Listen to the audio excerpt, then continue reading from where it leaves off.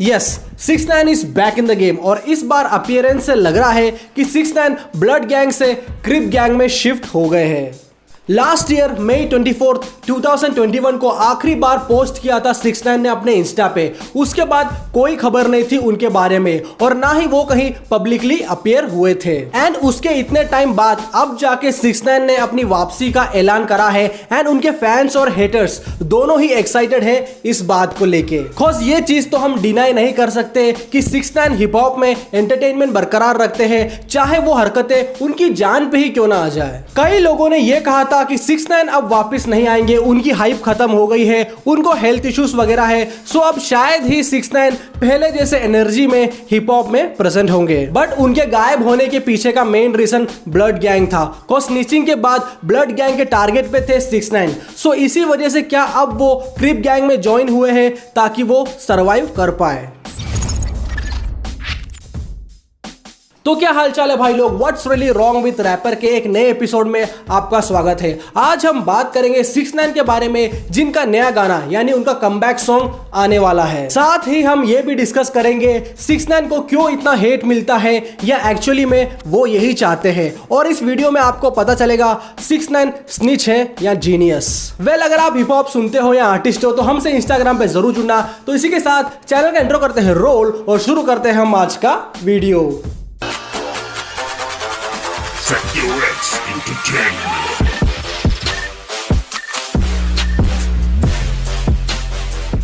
एक लंबे अरसे के शांति के बाद 6ix9ine वापस आ गए हैं एंड इस बार वो पहले से ज्यादा धमाका मचाते हुए नजर आ रहे हैं एंड फुल फ्लैश एनर्जी में कमबैक कर रहे हैं। अप्रैल 15 यानी आज ही 6ix9ine का गाना रिलीज होने वाला है और देखते हैं इस बार वो क्या हिट करते हैं। 6ix9ine one of the most disrespected rapper है हिप हॉप में एंड ये बात इवन 6ix9ine भी जानते हैं और उन्होंने अपने लेटेस्ट पोस्ट में लिखा है कि I hope everybody enjoyed their 15 minutes. Means अपने फर्स्ट लाइन में ही वो लोगों को प्रवोक कर रहे हैं कि सब लोगों ने अपना 15 मिनट का ब्रेक एंजॉय कर लिया होगा ना। यानी 6ix9ine जो इतने टाइम से गायब थे तो उस टाइम वो सिर्फ एस 15 मिनट ही देख रहे हैं और इस ब्रेक में उनके हेटर्स ने काफी एंजॉय कर लिया होगा ना, यही वो कहना चाह रहे हैं। और आगे वो लिखते हैं I am the beast they couldn't contain the industries most hated animal April 15 the king of New York is coming back. Even तो ये कमबैक काफी हाइप वाला है लेकिन इस बार उतने लोग एक्साइटेड नहीं दिख रहे हैं, लेकिन 6ix9ine बहुत क्रेजी है और वो जरूर लोगों का एक्साइटमेंट वापस जनरेट करेंगे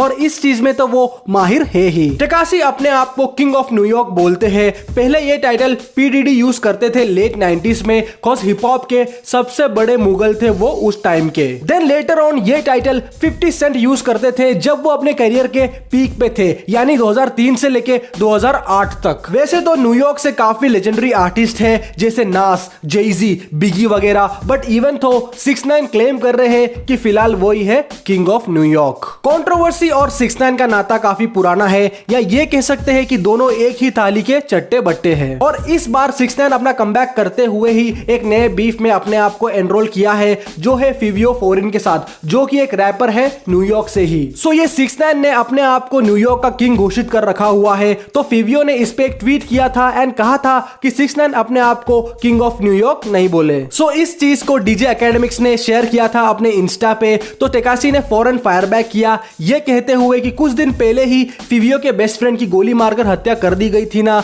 और ये बिलबोर्ड के चक्कर में पड़े हैं। मींस ये कमेंट आप डीजे एकेडमिक्स के पोस्ट पे देख सकते हो 6ix9ine की तरफ से। सो बेसिकली इस एक चीज से हिप हॉप फैंस काफी एंटरटेन होने वाले हैं पूरे गर्मियों की छुट्टी में। यूजुअली कई लोगों को लगता है कि बीफ एंड डिस गेम सिर्फ देसी हिप हॉप में ही होता है एंटरटेनमेंट के लिए, लेकिन ऐसा नहीं है। दुनिया के हर कोने में इंसान की कहानी एक ही है। सो अब देखने वाली बात यह है कि फिवियो और 6ix9ine क्या भिड़ेंगे। अगर भिड़े तो फिवियो के लिए अच्छा ही है एक तरह से, क्योंकि उनकी रीच काफी बढ़ जाएगी। और लेकिन दिक्कत यह है कि ये खतरों से खाली नहीं है, क्योंकि 6ix9ine को तो ऐसे सब चीजों की आदत है, लेकिन फिवियो बहुत नए हैं इस बीफ गेम में। अब ये तो हो गया कमबैक एंड बात करते हैं फिलहाल इस बीफ एंड डिस गेम के अलावा किस चीज से खतरा है 6ix9ine को। टेकाशी के अभी सबसे बड़े दुश्मनों में से एक है ब्लड गैंग। जी हाँ, वही ब्लड गैंग जिसमें एक टाइम पे 6ix9ine मेंबर हुआ करते थे और 9 ट्रे ब्लड के स्टार रैपर थे 6ix9ine। लेकिन अब तो 6ix9ine के जान के दुश्मन है ब्लड गैंग, क्योंकि 6ix9ine की वजह से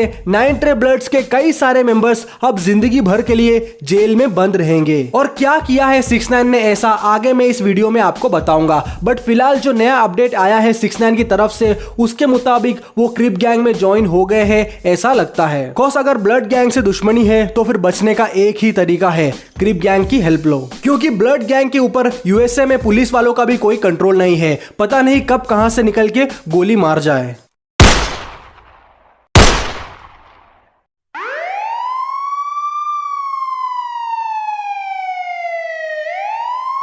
इसी डर से लास्ट टाइम 6ix9ine ने अपनी सिक्योरिटी बहुत तगड़ी कर ली थी एंड $1 मिलियन का टीम हायर किया था उस टाइम पे। एंड एज ऑलवेज एक और इशू कि 6ix9ine ने पैसे नहीं दिए थे उन सिक्योरिटीज को। इस बार इसलिए ही शायद उन्होंने क्रिप गैंग का सहारा लिया, कॉज कम खर्चा पानी में फुल सिक्योरिटी अगर कोई प्रोवाइड कर सकता है तो वो गैंग्स वगैरह ही है। लेकिन एलिजिडली ये कंफर्म नहीं है कि वो क्रिप गैंग से सही में ज्वाइन हुए हैं या ये सिर्फ एक हाइप क्रिएट करने के लिए सेटअप किया गया है। लेट्स सी अब क्या ही बवाल होता है। अब मैं आपको बताता हूं कि 6ix9ine की दुश्मनी क्यों हुई है ब्लड गैंग से। एक समय था जब 6ix9ine प्रोमिनेंट मेंबर हुआ करते थे ब्लड गैंग के। कई सारे क्राइम्स जैसे लूटपाट, मारा पीटी वगैरह किया हुआ है ब्लड गैंग के साथ मिलके 6ix9ine ने। इन सब का भरपाया एक साथ ही देना पड़ा इन लोगों को, यानी 6ix9ine और उनके सारे ही साथी अरेस्ट हो गए थे, इंक्लूडिंग शॉर्टी एके ट्रेवे, जो कि 6ix9ine के मैनेजर थे उस टाइम। और according to 6ix9ine, shorty he 6ix9ine को ब्लड गैंग में लेके आए थे क्योंकि ऐसा कोई सोर्स ऑफ इनकम चाहिए था पूरे गैंग को जिससे वो लोग अपना वर्चस्व कायम रख सके। Cause I wasn't in the blood. What you mean? I wasn't a blood. Like I wasn't a blood. You waving this flag. But जब ये लोग पकड़ा गए तो 6ix9ine ने सब चीजों से हाथ धो दिया और उन्होंने पुलिस वालों को सब बता दिया कि क्या क्या क्राइम किया है पूरी गैंग ने। इवन वो क्राइम भी बताया जिसके बारे में पुलिस वालों को खबर भी नहीं थी पहले।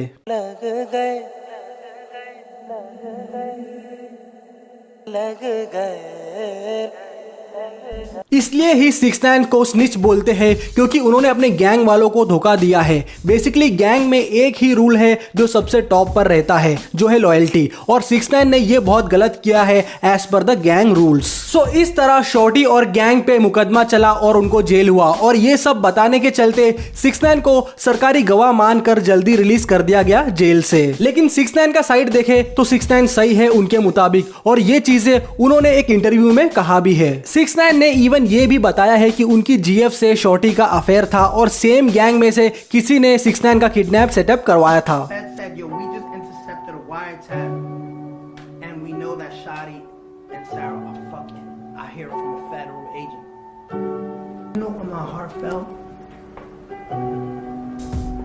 कैसे वो लॉयल रहते एंड क्यों ऐसे लोगों के लिए वो 50-60 साल जेल में बिताते। अब आप लोग बताओ कमेंट सेक्शन में कि क्या 6ix9ine ने सही किया है या गलत। मेरे अकॉर्डिंग अगर 6ix9ine की कही हुई चीजें सच है तो आई विल से कि 6ix9ine सही है, लेकिन अगर 6ix9ine गलत बोल रहे हैं तो वो स्निच है एंड उन्होंने बहुत गलत किया है ब्लड गैंग के साथ। वेल लेट्स सी आगे क्या होता है सीन में, और आने वाले प्रोजेक्ट्स के लिए ऑल द बेस्ट है 6ix9ine को। इतना क्राइम एंड कंट्रोवर्सी करने के बाद भी वो अगर आजादी से घूम रहे हैं तो उन्हें जीनियस ही कहेंगे। आज का वीडियो यही खत्म होता है। अगर आप हिप हॉप सुनते हो या आर्टिस्ट हो तो हमसे इंस्टाग्राम पे जरूर जुड़ना। एंड अपने भाई एनएम की नई ईपी पाइसेस आने वाली है, बहुत ही नेक्स्ट लेवल का काम होने वाला है इस बार। आज शाम को 6 बजे उनके चैनल पे चेक मारना, और इस बारे में हम संडे वाले वीडियो में और बात करेंगे। मिलते हैं अगले वीडियो में, तब तक के लिए अपना ख्याल रखना, अपने घर वालों का ख्याल रखना, इंटरनेशनल आर्टिस्ट को सुनना और अपने लोकल आर्टिस्ट को सपोर्ट करना। Bye bye, take care.